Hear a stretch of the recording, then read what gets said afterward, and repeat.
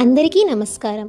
ఈరోజు మనం పండరీపురంలో వెలిసిన పాండురంగడు అలా ఎందుకు నిలబడి ఉంటారో తెలుసుకుందామా? ఇందుకు రెండు కథలు ప్రాచుర్యంలో ఉన్నాయి. మొదటిది, శ్రీకృష్ణుల వారు అంతఃపురంలో కనబడలేదని రుక్మిణీదేవి వెతుకుతూ ఉండగా వారు గోపికలతో రాసలీలలో ఉండడం గమనిస్తారు. అందుకు అలక వహించిన రుక్మిణీదేవి తర్వాత శ్రీకృష్ణుల వారు పిలిచినా పలకకుండా వనంలో తపస్సు చేయసాగారు. అయ్యో, నా భార్య నాపై అలక వహించిందని ఎదురు చూస్తూ ఉండే భంగిమలో శ్రీకృష్ణుల వారు ఉండిపోయారట.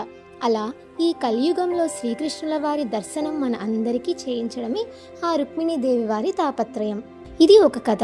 ఇంకొక కథ ఏమిటంటే, పూర్వం పుండరీకుడు అనే బ్రాహ్మణుడు ఉండేవాడు.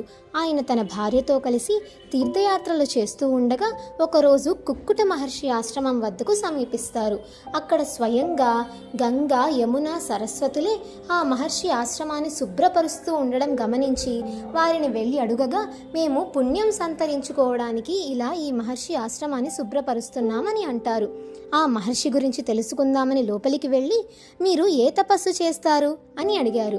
అందుకు ఆ మహర్షి, నేనే తపస్సు చెయ్యను, నాకు తెలిసిందల్లా ఒక్కటే, మాతృదేవో భవ పితృదేవో భవ.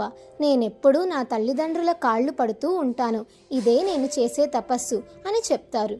అది మొదలుకొని పుండరీకుడు కూడా తన తల్లిదండ్రుల పాదసేవ చేసుకుంటూ ఉండిపోయాడు. ఆనందంతో ప్రేమతో చేసిన తల్లిదండ్రుల సేవ లక్ష్మీనారాయణుల సేవతో సమానం కదా.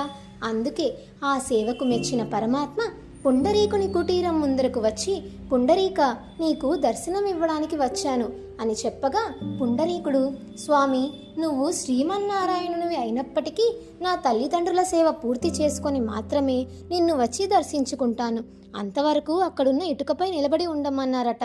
అలా ఆ శ్రీమన్నారాయణుడు పుండరీకుని కోసం ఇటుకపై ఎదురు చూస్తూ ఉండే భంగిమలో నిలబడి ఉండిపోయారు. తరువాత పుండరీకుడు కృష్ణుణ్ణి భూమిపై ఉండి తన నిజమైన భక్తులందరినీ ఆశీర్వదించమని కోరుతాడు. కృష్ణుడు అక్కడే ఉండడానికి అంగీకరించి తన భార్య రుక్మిణితో కలిసి విఠోబా రూపాన్ని తీసుకుంటారు. మరాఠీలో విట్ అంటే ఇటుక అని అర్థం, తల అంటే స్థలం.